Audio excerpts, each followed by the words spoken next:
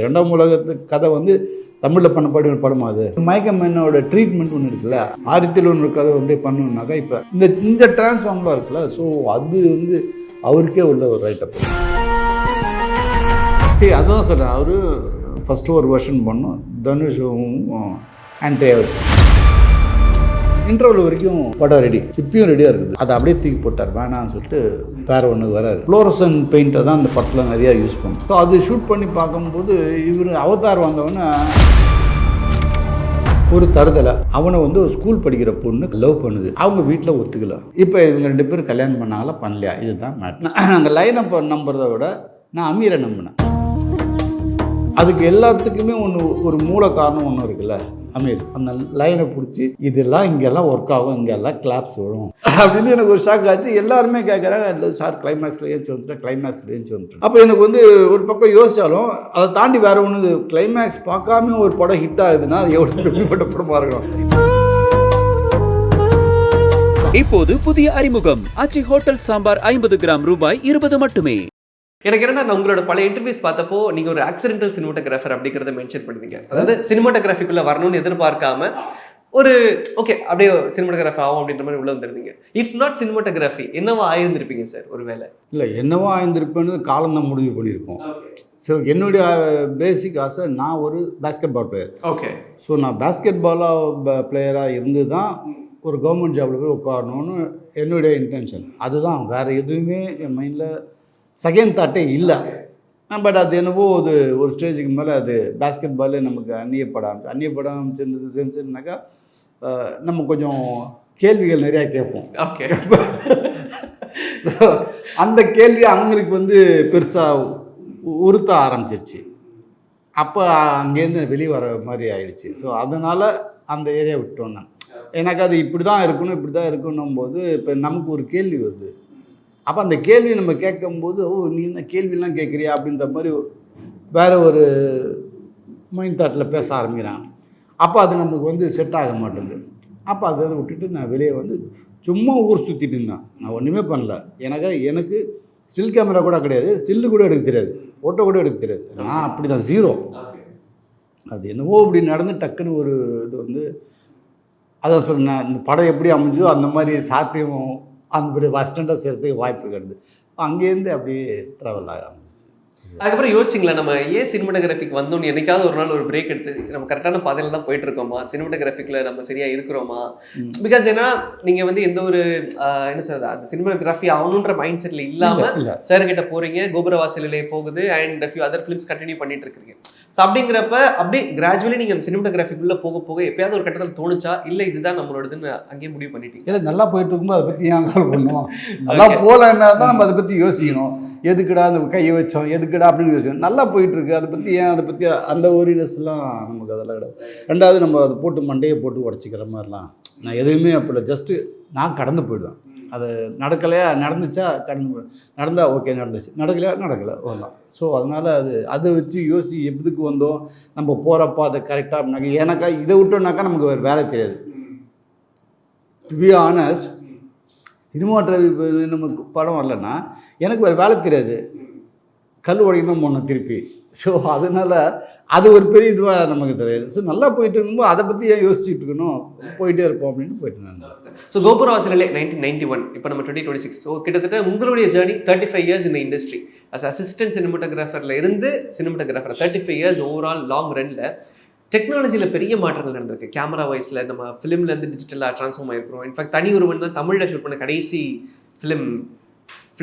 So அப்படி இருக்கிறப்போ இந்த டிரான்ஸ்ஃபர்மேஷன், இந்த ஓவரால் ஜேர்னி இந்த 35 இயர்ஸில் எவ்வளோ சினிமா எவால்வ் ஆகிருக்கு சார் உங்களுடைய பார்வை? சினிமா எவால்வ்னாக்கா எல்லாத்துலேயும் சொல்லணும். நாட் ஓன்லி சினிமாட்டோகிராஃபி, டைரக்ஷன் சைடில் சரி, எடிட்டிங் சரி, ஆக்ஷன் சீக்வன்ஸும் சரி, எல்லாமே மியூசிக்கலாகவும் சரி, எல்லாமே மாறிடுச்சு, டோட்டலாக மாறிடுச்சு. ரெண்டாவது மக்கள் ரசனையும் மாறிடுச்சு. ஸோ இப்போ அது மக்கள் நம்ம எங்கே இருந்தாலும் என்னவாக இருந்தாலும் மக்கள் ரசனையை பார்த்து தான் நம்ம ஓடணும். அவங்க ரசனைக்கு என்னவோ அதுதான் நம்ம படம் பண்ணணும். இப்போ என் ரசனைக்கு நான் படம் பண்ணேன்னா மக்கள் ரசிக்க மாட்டாங்க. ஸோ அவங்க ஸோ அப்போ அந்தளவுக்கு அவங்களது இம்ப்ரூவ் ஆகிருக்கும்போது இப்போ அவங்களுக்கு காம்படிட் பண்ணி நம்ம வந்து படம் பண்ணணும். ஸோ அப்படின்னும் போது பெரிய ரெவல்யூஷன் வந்து டோட்டலாக இந்தியன் இண்டஸ்ட்ரியில் வேர்ல்டு இண்டஸ்ட்ரிக்கு வந்து ஒரு பெரிய சேஞ்ச் இருக்குது. ஒரு ஃபிலிம்னு வச்சுக்கிட்டு இருந்த ஒரு காலம் போய் இப்போ அப்படியே அங்கேருந்து டிஜிட்டல் மாறி, அப்போ இந்த ஃபிலிம்னு வரும்போது இப்போ நமக்கு என்ன வரணுன்னாக்கா, அங்கே எடுக்கும் போதே எல்லாத்தையும் நம்ம டிசைட் பண்ணணும். இப்படி தான் இப்படிதான்னு. ஸோ நம்ம வந்து பிரிண்டிங் லெவல் என்னவா வரும்ன்றதை கெஸ் பண்ணி பண்ணுற மாதிரி ஆயிடுச்சு. புரியுதுங்களா? இப்போ டிஜிட்டல் வந்தபோது அது டோட்டலாக ஈஸி ஆயிடுச்சு. ஸோ நமக்கு எடுத்துக்கலாம், அங்கே போய் என்ன வேணால் பண்ணிக்கலாம் அப்படின்றது. அதான் நீங்கள் போய் சில அதான் நிறைய பேர் போஸ்ட்டில் பார்த்துக்கிறேன் இப்போ டைரக்டர் வந்து கேட்டாங்கன்னா, சார் அது ஒன்றும் சார் பிரச்சனை இல்லை, அது பண்ணிக்கலாம் சார் அப்படின்வாங்க. அது இட்ஸ் நாட் தட். நம்ம வந்து அது ஒரு ஜஸ்ட் டூல். டிஐ பொறுத்த வரைக்கும் நான் என்னவா, அது ஒரு டூல், அவ்வளோதான். நீங்கள் எல்லாமே உங்கள் க்ரியேட்டிவ் எல்லாத்தையும் நீங்கள் அங்கே பண்ணிவிட்டு நமக்கு வேணுங்கிற அந்த டூலை யூஸ் பண்ணணும், அவ்வளோதான். தவிர அதை நம்பியே ஒரு படம் பண்ணுன்றது அது சரியாக இருக்காதுன்ற என்னுடைய நம்பிக்கை. அது தெரியாது. ஸோ பரிணாமம் வளர்ச்சின்னாக்க இது ஒரு பெரிய பரிணாமம் வளர்ச்சி, பெருசாக வந்திருக்கு. இன்னும் நம்ம போயிருக்க வேண்டிய ஏரியா வேறு, நம்ம ஸ்டைலுக்கு வேறு ஏரியா போயிருக்கணும்.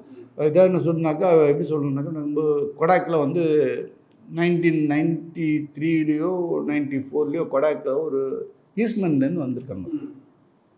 வந்து இந்தியன் ஃபிலிம் இண்டஸ்ட்ரிக்கு வந்து டாப் 10 கேமராமேனை கூப்பிட்டு அந்த கொடாக் ஃபிலிமை கொடுத்து ஷூட் பண்ணுங்கள் அப்படின்னு சொல்லி ஷூட் பண்ணிவிட்டு 10 கேமரா டிஃப்ரெண்ட் ஸ்டேட்லேருந்து கேமராமேனில் கூப்பிட்டு ஷூட் பண்ணுங்கன்னு சொல்லிட்டு அதை உட்காந்து அதை ஷூட் பண்ணுறது இவங்க உட்காந்து பார்க்குறாங்க.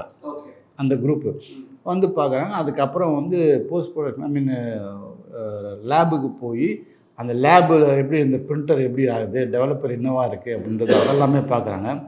பார்த்துட்டு அதுக்கப்புறம் உட்காந்து கிரேடிங்கில் உட்காரும்போது இவங்க கேமராமேனில் எப்படி ஒர்க் பண்ணுறாங்க அப்படின்னு சொல்லிட்டு பார்த்துட்டு வந்து ஃபைனலாக ஒரு நோட்டு, கடைசியாக ஒரு நோட்டு கொடுக்குறாரு. எங்களால் நம்பவே முடியல.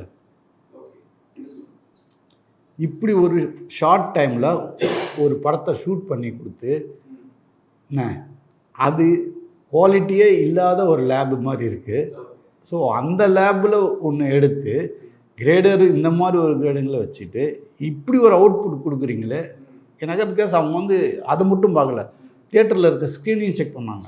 ஸோ அந்த ஸ்க்ரீனோட ரிஃப்ளெக்டர்ஸ் இப்படி இருக்குது, ப்ரொமைட் என்னவா இருக்குது, ஸோ இது எல்லாமே செக் பண்ணி இப்படி உங்களுக்கு அந்த அளவுக்கு எந்த அளவுக்குமே டெக்னாலஜி உள்ளே இல்லாமல் இப்படி ஒரு ரிசல்ட் உங்களால் ஃபாஸ்ட்டாக கொடுக்க முடியுதுன்னா அதுதான் எங்களுக்கு பெரிய ஆச்சரியமாக இருக்குதுன்னு நான் அன்றைக்கி சொல்லியிருந்தேன். ஸோ அப்போ நம்ம வந்து அந்த அளவுக்கு தாண்டி நிற்கிறோம். ஸோ அந்த அது கூடயே நம்ம க்ரோத் ஆகிக்கிட்டே இருக்கோன்றது தான் இங்கே முக்கியமான விஷயமா இருக்குது.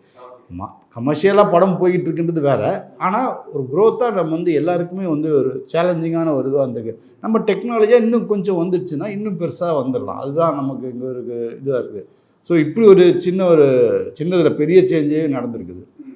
இதான் எனக்கு என்ன இன்னொன்று சார், இப்போது ஃபிலிமில் நீங்கள் கடைசியாக தனி உருவம் ஷூட் பண்ணியிருந்தீங்க, அப்புறம் டிஜிட்டல் ட்ரான்ஸ்ஃபார்ம் ஆகிட்டோம்.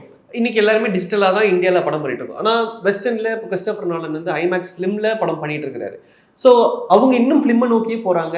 ஐ மீன் சர்டன் ஃபிலிம்ஸ் சர்டன் ஃபார்மட்ஸ்க்காக நம்ம வந்து டிஜிட்டலைஸ்டாக போகிறோம். இது நம்மளே சைட் போகிறதுக்கான வாய்ப்பு இருக்கா ஃபிலிமில்? தாராளம் வாய்ப்பு இருக்குது. ஆனால் நம்ம என்னன்னாக்கா, நம்ம என்னுடைய அறிவுக்கு எட்டினது, மேபி ஐ எம் ராங், அன்னைக்கு வந்து ஒரு தப்பான ஒரு ப்ரொமோஷன் நடந்துச்சு. என்ன ப்ரொமோஷன்னாக்கா, ப்ரொடியூசருங்களுக்கெல்லாம் அது சீப்பாக ஒர்க் அவுட் ஆகுது அப்படின்ற ஒரு விஷயத்துக்கு வந்து. பட் ஒரு டெக்னாலஜி மாறும்போது சீப்புன்றது தாண்டி அந்த டெக்னாலஜி எந்த அளவுக்கு இம்ப்ரெஸ் ஆகிருக்கு, எந்த அளவுக்கு அது. ஸோ அதனால தான் இங்கே நமக்கு வந்து அந்த ஒரு சின்ன ஒரு புரிதல் இல்லாதான் ஒரு பிரச்சனையாக ஆச்சுது. அதுக்கப்புறம் தான் திருப்பி ஸ்டாண்டர்டைஸ் ஆகி எல்லாமே சரியாகி எனக்கா நடுவில் அது பிசார், கேவி ஆனந்த் இவங்கெல்லாம் ஒரு மற்ற கேமராமேன்லாம் ஒரு பெரிய ஒரு போராட்டமே பண்ணாங்க. நடுவில் ஒரு ஏரியா நமக்கு மிஸ் ஆகுது, அதை ஃபில் பண்ணாமல் இந்த டிஜிட்டல் நமக்கு சக்ஸஸ் ஆகாதுன்றது எல்லாமே போட்டு பேசி அது எல்லாமே கரெக்ட் பண்ணி தான் இன்றைக்கி நம்ம வந்து இந்த நடுவில் இந்த ஏரியாவுக்கு வந்திருக்கோம். ஸோ அது அப்படின்னு வரும்போது இப்போ நமக்குன்னா தனிவரும் நான் ஒரு ஃபிலிமில் பண்ணிவிட்டு எனக்கு டிஜிட்டலாக அப்படி நான் மாறும்போது எனக்கு என்ன வருதுன்னாக்கா, எனக்கு ஒரு சின்ன ஒரு பேக் வருது.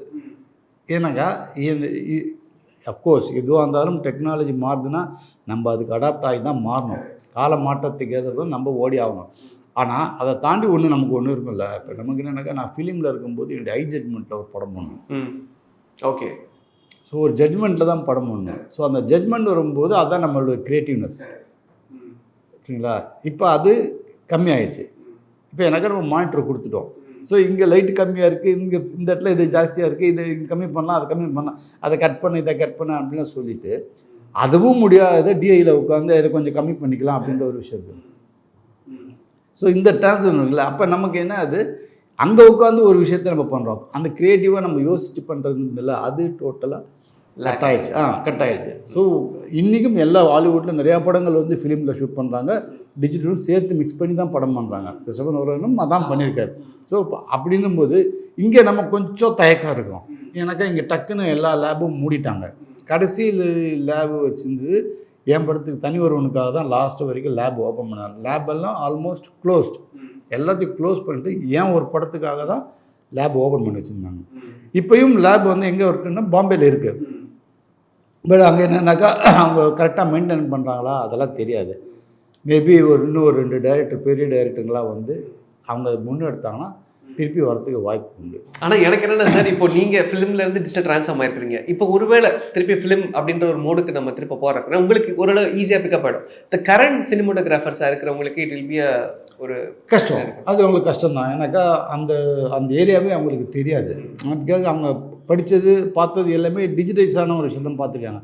ஸோ ஃபிலிமுக்கு வரும்போது அது அவங்களுக்கு கஷ்டமாக இருக்கும். பிகினிங் தான் கஷ்டமாக இருக்கும். அவங்க ஏன்னாக்கா இன்றைக்கி இருக்கிற யங்ஸ்டர்ஸ்லாம் செம்ம ஷார்ப்பாக இருக்கும்.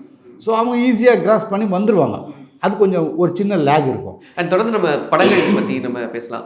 பருத்தி வீரன் உங்களுடைய படங்களில் ரொம்ப முக்கியமான ஒரு படம். அண்ட் அமீர் சாருடைய 3வது ஒரு படமாக அமைஞ்சிருக்கு. இன்ஃபேக்ட் அவருக்கு வந்து அந்த படம் இன்னும் கொஞ்சம் தன்னுடைய கரியரில் முன்னாடி வரணும்னு அவர் ஆசைப்பட்டார். அவருடைய படங்களில் தனக்கு வந்து ஃபஸ்ட்டு படம் என்கிட்ட வந்து குற்றவாளின்னு ஒரு படம் பண்ணணுன்ற ஒரு ஆசை அவருக்கு இருந்தது. பருத்தி வீரன் அண்ட் தென் அந்த ஆர்டர் கொஞ்சம் ரீஷஃபில் ஆச்சு. பட் பருத்தி வீரன் அப்படின்ற ஒரு ஐடியாலஜி ரொம்ப மேசிவான ஒரு படம். ராம் தாண்டி இது இன்னும் ஒரு ட்ரீட்மெண்ட். அண்ட் உங்களுக்கு அமீர் சார் ரொம்ப பர்சனலாக தெரியும். ஸோ அமீர் சார் இந்த கதை இது பண்ணுறப்போ உங்களுடைய மைண்ட் செட் எப்படி இருந்தது? இது ராவா ரூத்லெஸ்ஸாக இப்படி போகிற ஒரு கதையாக இருக்கிறப்போ?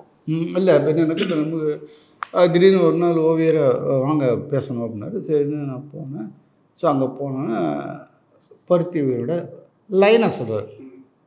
ஒரு தருதலை அவனை வந்து ஒரு ஸ்கூல் படிக்கிற பொண்ணு லவ் பண்ணுது.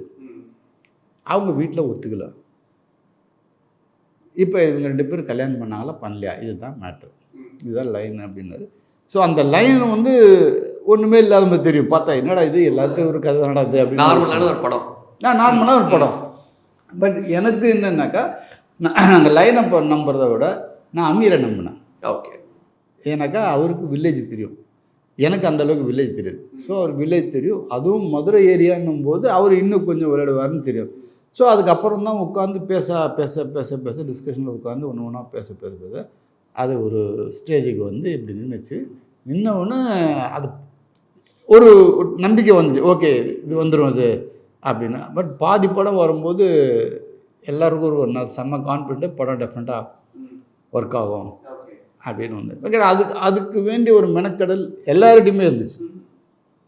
அமீர்கிட்ட மட்டும் இல்லை, கார்த்திகிட்டையும் இருந்துச்சு, பிரியாமணிட்டையும் இருந்துச்சு, பொன்வண்ண சார்கிட்ட இருந்தது, எல்லார்ட்டையுமே இருந்துச்சு. அது என்னவோ அவங்க ஒரு ட்ரைவாக எடுத்துக்கிட்டாங்க, சரவணன் சார் எல்லாருமே.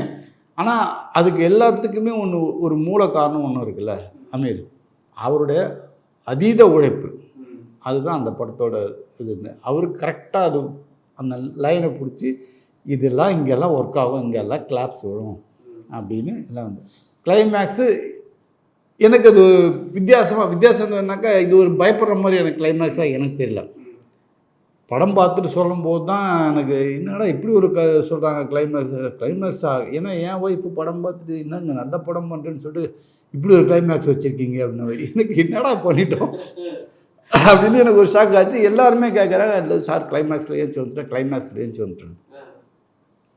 அப்போ எனக்கு வந்து ஒரு பக்கம் யோசித்தாலும் அதை தாண்டி வேறு ஒன்று, கிளைமேக்ஸ் பார்க்காம ஒரு படம் ஹிட் ஆகுதுன்னா அது எவ்வளோ பெரியப்பட்ட படமாக இருக்கணும். கண்டிப்பாக நிறையா பேர் நிறையா பேர் கிளைமேக்ஸை நான் பார்க்கல, தலையை குனிஞ்சிக்கிட்டேன், வெளியே வந்துட்டேன், என்னால் பார்க்க முடியல அப்படின்னா. ஒரு கிளைமேக்ஸ் பார்க்க முடியாமல் ஒரு படம் வந்து ஹிட்டுனாக்கா அது மேசிவ் ஹிட்டு அப்படின்னும்போது அப்போ தாக்கம் எல்லாமே அங்கே முன்னாடியே இருந்திருக்கு, ஆடியன்ஸ் கிட்ட பயங்கரமாக ரீச் ஆச்சு. அது பெருசாக ஒர்க் அவுட் ஆச்சு. ஸோ இதுதான் அந்த படத்தோட இது. அவர் அவ்வளோ பெரிய ஒரு கடின உழைப்பு, பல இன்னலுக்கு நடுவில் அந்த படத்தை நடத்தி முடிச்சாச்சு. அது வரைக்கும் ஜீவா அந்த மாதிரி படங்கள் பண்ணதில்லை. ஜீவாக்கே அது ரொம்ப ஒரு டிஃப்ரெண்ட்டான அட்டம்ப்ட். அண்ட் அந்த டைத்துலேயும் அந்த படம் way ahead of time. Choudhary sir படம் பார்த்துட்டு என்ன சார், ஏன்னா கிட்டத்தட்ட 3.5 கோடி ரூபாய் அந்த படம் இன்வெஸ்ட் ஆகிருக்கு, படம் பெருசாக வந்திருக்கு. சௌத்ரி சார் கண்டிப்பாக படம் பார்த்துட்டு ஒரு ஃபீட்பேக் கொடுத்துருப்பார்ல. இல்லை என்னன்னாக்கா ஆக்சுவலாக என்ன இருந்துச்சுனாக்கா, நாங்கள் வந்து கதையெல்லாம் முடிச்சுட்டு உட்காந்துருக்கோம். அப்போ வந்து யார் இது அமீர் ஹீரோ அப்படின்னு. அப்படியே வெளியே வாங்க அப்படின்னா அப்போ சிகரெட் பிடிப்பேன். வெளியே வாசலில் வந்து அவரோட ஆஃபீஸ் வாசலில் வந்து தம் அடிப்பேன். அப்போ இந்த ஜீவா ஒரு டீம் வந்து ரோட்டில் கிரிக்கெட் விளையாடினாங்க. அதில் பாருங்க அந்த பையன் ஒருத்தன் அந்த போட்டிருக்கார் பாருங்க, அந்த பையன் தான் ஹீரோ. என்ன மாரி விளையாடுறீங்க அப்படின்னு அந்த பையன் ஜீவாவை பார்க்குறேன். பார்த்துட்டு என்ன மாரி இந்த பதவி தாங்குவாப்பில்லையா அப்படின்னு நீங்கள் யோசிச்சு கதையாக யோட்டி பாருங்கள், உங்களுக்கு புரியும். இந்த முகத்தை கொண்டாந்து அங்கே வச்சாக்கா எப்படி இருக்கணும் யோசிச்சு பாருங்கள் அப்படின்னு. இந்த என்ன இல்லை ஒரு சாக்லேட் பையன் மாதிரி இருக்கு, சாக்லேட் பேபி மாதிரி இருக்கு. தித்திக்குது இந்த படம்லாம் பண்ணிட்டு இருந்தார் அந்த டைம். தித்திக்குது எல்லாம் ஒரு சாக்லேட் பாய் மாதிரி இருக்காப்புல. இந்த அப்படின்னாக்கா இந்த முகத்தை அதில் ஃபிக்ஸ் பண்ணால் எப்படி இருக்குன்னு யோசிச்சு புதுசாக இருக்காதா அப்படின்னாரு. அவர் சொன்ன பண்ணிக்கிறது ஆமாம் அப்படின்னு. சரி அப்படின்னா அப்போ நான் வந்து ஆர்பி சௌத்ரி சாருக்கு தெலுங்கு படம் ஒன்று பண்ணுறேன். ஸோ நான் ஹைதராபாத்தில் இருக்கேன். அப்போ போகும்போது நான் அவர்கிட்ட சும்மா ஒரு பேசிகிட்டு இருக்கும்போது அப்போ கூட இது மாதிரி சார் மாதிரி ஒரு பெரிய கதை ஒன்று அமீர் வச்சுருக்காரு. அது ஜீவா பண்ணால் நல்லாயிருக்கும்னு சொல்லிட்டு இருந்தார். நான் சும்மா சொன்னேன், அப்படியா அது என்னது கதை சொல்லுங்கள் அப்படின்னாரு. கதை தெரியுமாண்ணா? கதை எனக்கு தெரியும் சார்னா. கதை சொல்லுங்கண்ணா. இல்லை சார் அது என் வேலை இல்லை, அது இயக்குனர் தான், கதை டைரக்டர் தான் சொல்லணும், நான் சொல்ல முடியாது அப்படின்னா. சரி நீங்கள் அமீர்கிட்ட கேட்டு சொல்லுங்கள் அப்படின்னா. நான் அமீருக்கு ஃபோன் அடித்தேன். அமீர் இது மாதிரி சும்மா பேசிகிட்டு இருக்கும்போது வார்த்தையை விட்டேன். அப்போ வந்து ஒரு கதை கேட்டார். ஓவியர் உங்களை கதை தெரியுமா, சொல்ல வேண்டியதானே அப்படின்னாரு. அது உங்கள் வேலை, அதில் நம்ம வந்து எனக்கு அவர் மாதிரி ஒரு கதை சொல்லி கிடையாதுல்ல என்ன. ஸோ அது எப்படி இன்ட்ரெஸ்டாக சொல்லணுன்னாலும் நமக்கு தெரியாது. ஒரு கதையாக சொன்னால் ஒரு சினிமாட்டிக்காக ஒரு மேட்டரை சொல்லிட்டு போயிடுவேன். ஒரு கதையாக அவர் அந்த எப்படி ஒரு டைரக்டர் சொல்ல வேண்டிய அந்த ப்ரொபோஷன் நம்ம சொல்ல வராது. நான் அது இல்லாமல் நீங்கள் அதை சும்மா சொல்லுங்கள் அப்படின்னாரு. நான் இல்லைன்னா படத்தோட ஃபஸ்ட்டு 3 நிமிஷம் என்ன பேசி வச்சுருக்கோமோ அதை மட்டும் நான் சொல்கிறேன் அப்படின்னா. சரி ஏதோ ஒன்று சொல்லுங்கள் அப்படின்னாரு. அப்போ நான் சௌத்ரி சார்கிட்ட பேசுகிறேன். சௌத்ரி சார் சொன்னார், சரி அமீர் என்றைக்கு மீட் பண்ணலான்னு கேளுங்க. நான் இப்போ சொன்னேன் அமீர்கிட்ட பேசுங்க சார் இந்த மாதிரி சொன்னார். சார் வேணா நான் அந்த first opening shot 3 minute shot இருக்குது, அந்த ஷாட்டை மட்டும் நான் சொல்கிறேன். அப்போ அது என்ன கேரக்டர் என்னன்னு புரிஞ்சிடும் உங்களுக்கு அப்படின்னு சொல்லிட்டு இந்த படத்தோட இப்போ நீங்கள் பார்த்த ராமோட படத்தோட ஃபஸ்ட்டு இந்த 3 நிமிஷம் ஷாட்டை சிங்கிள் ஷாட்டை அதை மட்டும்தான் சொன்னேன். அவர் அப்போ ஜீவா வந்து இப்படி வாசலில் நிற்கிறாப்புல. அவர் பார்த்துட்டு இப்படி அவர் பார்த்துட்டு இவன் தாங்குவானா அப்படின்னு கேட்டார். அவரும் அதுதான் கேட்டார். இவன் தாங்குவானா அப்படின்னாரு. அது ஒன்றும் கவலைப்படாதீங்க சார், அமீர் அவ்வளோலாம் விட்டுற மாட்டார், அவருக்கு வரலனாலும் அடித்தாச்சும் வாங்கிடுவோம், அது நீங்கள் கவலைப்படாதீங்க, அது அமீர் மேலே எனக்கு பெரிய நம்பிக்கை உண்டு அப்படின்னா.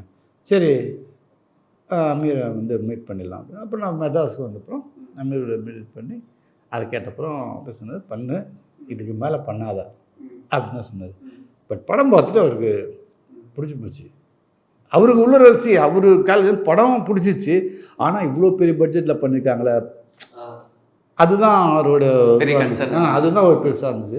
பட் அவருக்கு படமாக பிடிச்சி அவர் சொன்னார், என் பையனுக்கு ஒரு பேர் கிடச்சிடும் கண்டிப்பாக அந்த படத்தில் அப்படின்னு. ஐ திங்க் அது அப்படியே தொடர்ந்துச்சு. ஜீவாவுடைய கரியர் கிராஃப் அந்த படத்துக்கு அப்புறம் பெருசாக மாற ஆரம்பிச்சு. ஆமாம், கன்சிஸ்டண்ட்டாக அதோடைய மாற்றம் அது ஒரு பெரிய ஒரு ப்ளஸ்ஸாக இருந்துச்சு. அது அதுக்கப்புறம் நீங்கள் யோசிங்களா சார், கட்டுரை தமிழை மிஸ் பண்ணிட்டோமே எப்பயாவது யோசிச்சது உண்டா சார்? இல்லை எனக்கு உண்டு, எனக்கு இன்றைக்கும் ஒன்று உண்டு. நான் இன்னும் அந்த படத்தை பார்க்கல. அப்படியா? இன்னைக்கு வரைக்கும் பார்க்கல. எனக்கு அது எனக்கு ராம் வந்து ஒரு 6 மணி நேரம் கதை சொன்னார். பருத்தி வீரன் முடிச்சுட்டு வரோம். அப்போ அதுக்கு முன்னாடி எனக்கு ஃபோன் பண்ணார். நான் சொன்னேன் நான் வேணா வரேன் சார், அங்கே ஊருக்கு வரேன், அங்கே வந்து கதை சொல்கிறேன்னாரு. நான் இல்லை ராம் 100 படம் ஷூட்டிங்கில் இருக்கேன், அப்போ நீங்கள் வந்து கதை சொல்லியிருந்தாக்கா நான் உங்களையும் கவனிக்க முடியாமல் போய்டும், அவங்க அது தப்பாகிடும், அது வேண்டாம், நான் முடிச்சுட்டு வரேன் வந்து கேட்குறேன். இப்போ வந்து உட்காந்தோம். மத்தியானம் 3 மணிக்கு ஆரம்பித்தார், நைட்டு 9 மணிக்கு கதையை முடிக்கிறார். 6 ஹவர்ஸ் கதை சொன்னது. நான் அப்படியே மிரண்டு போய் உட்காந்துட்டேன். நான் ஒரு அந்த கதையை சாதாரணமாகவே எடுக்கிறதுனாலே கஷ்டம். அப்போ வந்து அது அவருடைய ட்ரீட்மெண்ட்டோடு நம்ம ஒரு கதை அந்த கதை பண்ணோம்னாக்கா ரொம்ப மெனக்கடல், பெரிய மெனக்கடல் வேணும். எனக்கு அது ஒரு பெரிய ஒரு எக்ஸைட்மெண்ட் ஜாஸ்தியாக இருந்துச்சு. சூப்பர் ராம் பண்ணிடலாத அப்படின்னு. நிஜமா நான் உங்களுக்கு பிடிச்சிருக்காண்ணா நம்மள ராம் எனக்கு ரொம்ப பிடிச்சிருக்குன்னு இது மட்டும் கரெக்டாக நீ பண்ணிட்டேன்னாக்கா தமிழ் சினிமாவில் ஒரு டைரக்டர், பெரிய டைரக்டர் ஒருத்தர் உருவாயிட்டான்றது கணக்கு. உன் தலையில் முடி நிற்காத வரைக்கும் நீ பெரிய டைரக்டர் ஆகிடுவேன் அப்படி. இந்த வார்த்தை தான் நான் ராம்கிட்ட சொன்னேன். ஸோ அது நடந்துச்சு. நடக்கும்போது என்னங்கன்னா நான் ஹிந்தி படம் ஒன்று பேரலாக பண்ணிட்டேன். ஸோ அந்த டேட் எனக்கு கிளாஷ் என்னால் பண்ண முடியல. ஸோ அதனால தான் ஒரு 15-20 நாள் பண்ணிவிட்டு அப்புறம் சரி என் ஹஸ்பண்ட் கதிரை வச்சு நீங்கள் பண்ணுறேன் அப்படின்னு சொல்லிட்டு கதிரை வச்சு படம் பண்ணேன். ஆனால் அதுக்கப்புறமும் அந்த படத்தை நான் இது வரைக்கும் பெரிய பெரிய படங்கள் நான் யாருன்னு சொல்ல வர விரும்பல, பெரிய பெரிய படங்கள் வேணான்னு விட்டுருக்கேன். ஆனால் எனக்கு அந்த ஒரு செகண்ட் கூட ஐயோ ஏன் விட்டோமா எதுக்கு விட்டோம் அப்படின்றதுல இருந்ததே கிடையாது.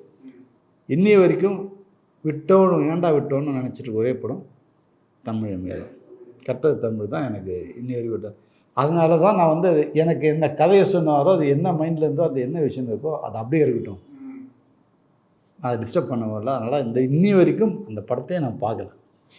எப்பயாவது பார்க்க வாய்ப்பு இருக்குமா சார்? இல்லை தெரியல, எனக்கு தெரியல, அதுக்கு காலம் பதில் சொல்லுவோம். ஒரு வேலை அது என்னன்னு பார்க்கலாமா அப்படின்னு பார்க்கலாம். பட் எனக்கு என்னக்கா அது ஒரு சந்தோஷம். இப்போ நான் லைக் நான் என்னன்னாக்கா நான் இந்த படம் இல்லை, நான் மோகமுல் புக்கு படிச்சுட்டு நான் ரொம்ப பிரமித்தேன். மோகமுல் இப்படி ஒரு இதுவாக இன்டென்சிவ் ஒரு கதை ஒன்று இருக்குமா அப்படின்னு யோசிச்சுட்டு எழுத முடியுமா எடுக்கலாமா அப்படின்றத ஒன்று வந்து அப்போ அது படமாக வருது. நான் அதுக்குள்ளேயும் வந்து பப்ளிசிட்டி நானே கொடுக்க ஆரம்பிச்சிட்டேன். இந்த மோகமுன்ற கதை அப்படிடா இப்படிடா அப்படி பண்ணியிருக்காரு இப்படி பண்ணியிருக்காரு நான் எல்லாத்தையும் பார்க்குறவங்கள்ட்டெல்லாம் சொல்லுவேன். சரி நான் சொன்னதில் அவங்களாம் எக்ஸைட் ஆகி நான் இப்போ ஷூட்டிங் தான் எக்ஸைட் ஆகி அவங்க அந்த படத்தை பார்த்துட்டாங்க. பார்த்துட்டு எனக்கு வந்து என்னடா நீ என்னென்னவோ சொன்னால் ஒன்றுமே இல்லையாடா அப்படின்னாங்க. இல்லை நீ போய் பார்க்காத படத்தை அப்படின்ட்டா. இன்னி வரைக்கும் நானும் மோகமுல் பார்க்கல. அது சில உங்களுடைய ஐடியாலஜி அதை வந்து பிரேக் பண்ணிடக்கூடாதுங்கிறதுல எனக்கு என் மைண்டில் அந்த ஒரு கதை ஒன்று இருக்குல்ல, அது நம்ம அந்த கதையை பிரேக் பண்ண பார்த்து எடுத்தாங்களோ எடுக்கலையான்னு நமக்கு தெரியுது. ஆனால் படம் பெருசாக பேசப்படலை, அதாவது மக்கள்கிட்ட போய் ரீச் ஆகலை.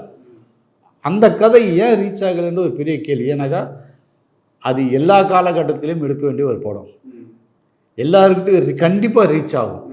ரீச் ஆகாமல் போகிறதுக்கு வாய்ப்பே கம்மி. அப்போ அது ரீச் ஆகலைனாக்கா அது என்ன பண்ணாங்கன்னு தெரில. ஆனால் நான் அதை இப்போ அந்த ஆராய்ச்சிக்கு பண்ணல. ஆனால் நமக்கு வந்து அந்த படித்ததோடு அந்த இன்ட்ரெஸ்ட் அது அப்படியே இருந்துட்டு போட்டு அப்படியே விட்டேன் நான். ஸோ அந்த மாதிரி தான் அது. கொஞ்ச நேரத்துக்கு முன்னாடி இந்த ரீரிலீஸ் ஒரு பிசி சார் உங்களுடைய கனெக்ட் பண்ணியிருந்தேன். இன்னொரு கனெக்ஷன் இருக்குது, நான் சொல்ல மறந்துட்டேன். மௌனம் பேசியதோட கூட சேர்ந்து புதுசாக மயிலாட் ரிலீஸ் ஆகுது. சசிகுமாரோடைய ஹீரோக்குள்ள மயிலாடு, இந்த சைடு சசிகுமார் வந்து அசிஸ்டன்ட் டைரக்டர் பேசியது. இந்த ஒரு விஷயமும் நான் அவர் சாரோட டிஸ்கஸ் பண்ணும்போது வாஸ் வெரி எக்ஸைட்டட். அது அந்த ஜேர்னியாவே அது ஒரு மாதிரி இருக்குல்ல சார், அசிஸ்டன்ட் டைரக்டர் டு ஒரு ஹீரோ.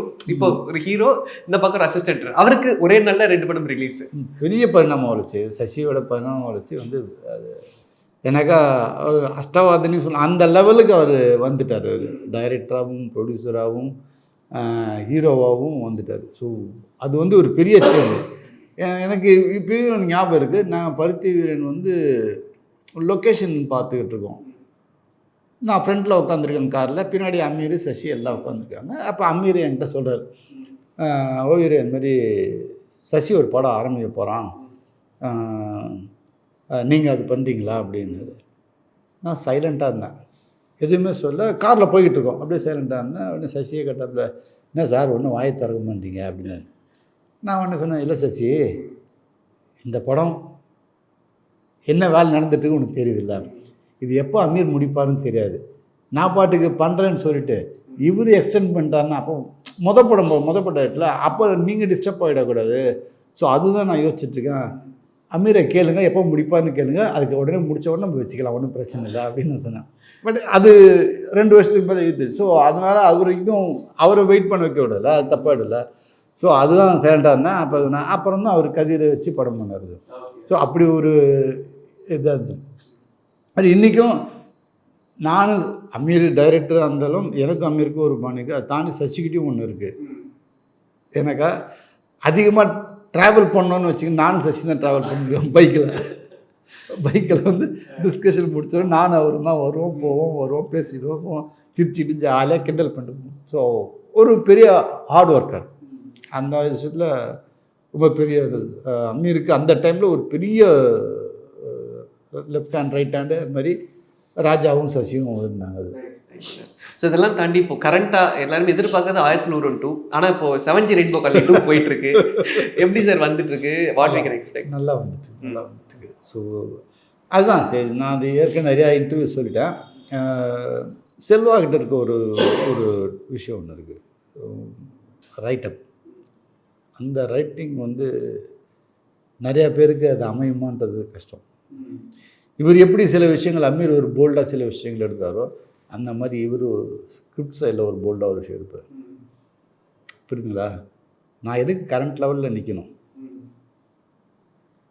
நம்ம வேறு ஒரு இடத்துக்கு போவோம் அப்படின்றதுல செல்வா ரொம்ப சொன்னாங்க. அதனால தான் நீங்கள் அவரோட படங்கள் பார்த்தீங்கன்னாக்கா ஒன்று வேறு ஜானரில் இருக்கும். வேறு ஒரு அட்வான்ஸாக ஒன்று யோசிக்கிற மாதிரி. 2ஆம் உலகத்து கதை வந்து தமிழில் பண்ண படமா அது இல்லை சார், அது வேற எங்கேயோ ஒரு இருக்குது. இப்போ மயக்கமன்னோட ட்ரீட்மெண்ட் ஒன்று இருக்குல்ல, அது எப்படி வந்திருக்கு, அது ஒன்றும் இருக்குல்ல. ஆயிரத்தில் ஒன்று கதை வந்து பண்ணணுன்னாக்கா இப்போ இந்த டிரான்ஸ்ஃபார்ம்லாம் இருக்குல்ல. ஸோ அது வந்து அவருக்கே உள்ள ஒரு ரைட்டப்பு, செல்வாக்கே உள்ள அந்த ரைட்டப்பு. இப்போ நீங்கள் எந்த டைரக்டரோட படத்தையும் வேணால் கதையை வாங்கி நம்ம படம் பண்ணிடலாம். புரியுதுங்களா? மேபி மைனஸ் இருக்கும். பட் செல்வாட்டேருந்து ஒரு கதை வாங்கி அதை நம்ம பண்ணோம் வச்சுங்களேன், அது ரொம்ப கஷ்டம். ஏன்னாக்கா அவருடைய தாட் பாசிங் வந்து அப்படிப்பட்ட தாட் பாசிங். ஐ திங்க் எனக்கு தெரிஞ்ச அப்படிப்பட்ட ஒரே ஒரு படம் வந்து யாரடி நீ மோகினி, அது அவருடைய கதையை வச்சு மித்ரன் எடுத்தார். அந்த ஒரே ஒரு படம், இஃப் ஐம் நாட் ராங், அந்த ஒரே ஒரு படம். இல்லை கரெக்டு, நீங்கள் சொல்கிறது கரெக்டு. ஆனால் ஒரு ஈஸியான மற்றபடி சொல்லுங்க அந்த ஒரு ட்ரீட்மெண்ட்டு அந்த ஸ்டைல் ஆஃப் மேக்கிங் இருக்குல்ல, ரொம்ப கஷ்டம். அது வேறு யாராலும் யோசித்து எடுக்க முடியுமா அப்படின்றது என்னை பொறுத்த வரைக்கும் அது ஒரு பெரிய கஷ்டமான ஒரு விஷயம். பட் அதை தாண்டி படம் நல்லா வந்துக்கிட்டு இருக்கு. பட் அது தெரியும், அது இப்பயும் ஒரு அதே ஒரு எதுக்கு சார் நம்ம அதே மாதிரி பண்ணிகிட்டு இருக்கணும், நம்ம இப்படி ஒன்று வேறு ஒன்று பண்ணலாங்க. இதுலேயும் ஒரு புது ட்ரீட்மெண்ட் இருக்கு அப்போ. ஆமாம், அது கண்டிப்பாக இருக்குது. இப்போ அடுத்தது ஒன்று உங்களுக்கு ஷாக்கு கொடுப்பாரு. அப்படியா? ஆமாம் ஆமாம், எங்களுக்கு ரொம்ப ஷாக். எங்களுக்கு இதை விட பெரிய ஷாக், 2ஆம் உலகம் வேற வருஷம் நீங்கள் பார்த்துருக்கீங்க, உங்களுக்கு தெரியும். நாங்கள் பார்த்தது வேற ஒரு வருஷம். அது நான் வந்து நிறைய வருஷம் 3 வருஷம் பார்த்துட்டது. ஓகே, சரி, அதுதான் சொல்கிறேன். அவர் ஃபஸ்ட்டு ஒரு வருஷன் பண்ணோம், தனுஷும் ஆண்ட்ரியா வச்சு பண்ணோம். இன்டர்வல் வரைக்கும் படம் ரெடி, இப்பயும் ரெடியாக இருக்குது இன்டர்வல் வரைக்கும். பட் அதை அப்படியே தூக்கி போட்டார், வேணான்னு சொல்லிட்டு வேறு ஒன்றுக்கு வராரு. ஏன் செல்வா நல்லா இருக்கு அப்படின்னு பார்த்தவங்க எல்லாருக்கும் செம்ம ஷாக்கு. அது ஏன் வேணாம், நீங்கள் நல்லா இருக்குன்னு. அவர் இது ஒன்றும் இல்லை, வேணாம் வேறு ஒன்று போகலாம் அப்படின்ட்டு வேறு ஒன்று போவோம். அது பார்த்தாரு, அதை பார்த்துட்டு அவர் அது பண்ணிட்டுங்க, அதை ஷூட் பண்ணோம். ஷூட் பண்ணிவிட்டு இது என்ன அவர் கொஞ்சம் யோசிச்சுட்டாருனாக்கா, அப்போ அவதார் வந்த புதுசு. நாங்கள் எப்படி ஒன்று ஷூட் பண்ணோன்னாக்கா ஃப்ளோரசன் பெயிண்ட்டை தான் அந்த படத்தில் நிறையா யூஸ் பண்ணோம். ஓகே, நிறைய விஷயத்தில் ஃப்ளோரசன் பெயிண்ட் தான் நிறையா இருக்கும். ஸோ அது ஷூட் பண்ணி பார்க்கும்போது இவர் அவதார் வந்தவொடனே அதுவும் கிட்டத்தட்ட அந்த மாதிரி வந்துருமோன்னு அவருக்கு ஒரு கதை, வேற கதை, கதையெல்லாம் வேற, அது அப்படியே மாறிடுமோ அப்படின்னு, அப்படியே வந்துடுமோன்னு பயத்தில் அது வேணான்னு விட்டார். அதுக்கப்புறம் தான் இதோட இது வந்துச்சு. ஸோ அந்த மாதிரி அவர் அப்புறம் இன்னொரு படம் பண்ணோம், அதோட 28 நாள் பண்ணோம். அதெல்லாம் அல்டிமேட்டாக வந்திருக்கும் படம். பட் ஏதோ சில காரணங்கள்லாம் தொடர முடியாமல் அது போச்சு. ஸோ ரைட்டப்பை பொறுத்த வரைக்கும் ஒரு பெரிய விஷயம். இது சொன்ன அந்த சஸ்பென்ஸ் நாங்கள் எதிர்பார்த்துட்டு இருக்கோம் சார். ரொம்ப சந்தோஷம் இந்த கான்வர்சேஷன் கூட வச்சுக்கிட்டதுக்கு. இன்ஃபேக்ட் பேசுகிற நிறைய விஷயங்கள் பேசுகிறது மாஸ்டர் கிளாஸ் மாதிரி பெருசாக போயிடும், அவ்வளோ விஷயங்கள் உங்ககிட்ட இருக்கு. பட் ஸ்டில் நம்ம மௌனம் பேசியதே அண்ட் சில உங்கள் ஜேர்னியை பேசுறதுனால தான் இந்த கான்வர்சேஷன் சின்னதாக இருந்திருக்கு. இது சின்னதாக இருந்திருக்கு. எஸ், பட் தேங்க்யூ சார், ரொம்ப சந்தோஷம். இன்னைக்கு இருக்கக்கூடிய ஜென்ரேஷன்ஸ்க்கு வந்து இந்த ரீ ரிலீசஸில் மௌனம் பேசியதே வேற ஒரு ட்ரீட்மெண்ட்டை கொடுக்கும். ஏன்னா நிறைய காதல் படங்கள் வருது, ஒவ்வொன்றும் இன்னைக்கு இருக்கக்கூடிய ஜென்சி, இன்னைக்கு இருக்கக்கூடிய ஃப்ளேவரில் ஒன்று போயிட்டு இருக்கு. பட் ஆக்சுவல் லவ்ல இன்னும் எப்படி இருந்தாங்க, அந்த டைம்ல இன்னும் காதல் எப்படி இருந்தது, ஒருத்தன் அவன் எப்படி இருந்தான், அவனுடைய காதல் கல்ச்சர் அதை வேற ஒரு மாதிரி டைமென்ஷன்ல காட்டுறது மௌனம் பேசியது ஒரு பெரிய எக்ஸாம்பிள். அதை மீண்டும் திரையரங்குல பெரிய ஸ்கிரீன்ல பாக்குறது நாங்க எல்லாருமே ரொம்ப ஆர்வத்தோட காத்திருக்கோம் சார். உங்களை மாதிரி தான் எனக்கும் ஒரு ஆர்வம். அது இவ்வளோ வருஷத்துக்கு அப்புறம் 24 வருஷம் அப்புறம் எப்படி அவங்க கொண்டாட போறாங்க, என்ன போஸ்டர் ஒட்டிருக்காங்க சார். திரும்ப இடம்லாம் மௌனம் பேசியது இருக்கு, நீங்க நோட்டீஸ் பண்ணீங்களான்னு தெரியல, பாருங்க மௌனம் பேசியது போஸ்டர். ஓ சூப்பர் சூப்பர், அதுவே ரொம்ப ஹாப்பியா இருந்தது திருப்பி பாக்குறப்போ. வெரி குட், நல்லது சார். பார்ப்போம் மக்கள் வந்து எந்த அளவுக்கு. கண்டிப்பாக எனக்கு ஒரு பெரிய நம்பிக்கை இருக்குது. ஏன்னாக்கா லவ் என்றைக்குமே அவ்வளோ சீக்கிரம் தோக்காது. கரெக்ட். ஸோ நம்ம ட்ரீட்மெண்ட்டு வேறு ட்ரீட்மெண்ட்டுன்னும்போது அது எல்லாருக்கும் அந்த படத்துகள்லாம் என்னன்னாக்கா அவங்க வந்து மொபைல்லையோ லேப்டாப்லேயோ இல்லை டிவிலையோ பார்த்து பழகக்கூடாது. ஸ்க்ரீனில் பெரிய ஸ்க்ரீனில் பார்க்கல, அது ஒரு ஃபீல். அது ஒரு பெரிய விஷயம் தான். 24 வருஷத்துக்கு அப்புறம் அந்த ஜென்னை அப்படியே மாறி உட்காந்து தேட்டரில் அந்த படத்தை பார்க்க போகிறாங்க. அது ஒரு என்ன வந்தாலும் சரி, நீங்கள் நம்ம மொபைலில் பார்த்தாலும் தேட்டரில் பார்க்குற ஃபீல் உங்களுக்கு வராது. கரெக்ட். ஸோ அது வந்து ஒரு பெரிய எக்ஸைட்மெண்ட் கொடுக்குன்னு எனக்கு பயங்கரமான நம்பிக்கை. அது சூப்பர். பாப்பா வெற்றிகளாக. Thank you so much for the wonderful time sir. இப்போது புதிய அறிமுகம் ஆச்சி ஹோட்டல் சாம்பார் 50 கிராம் ரூபாய் 20 மட்டுமே.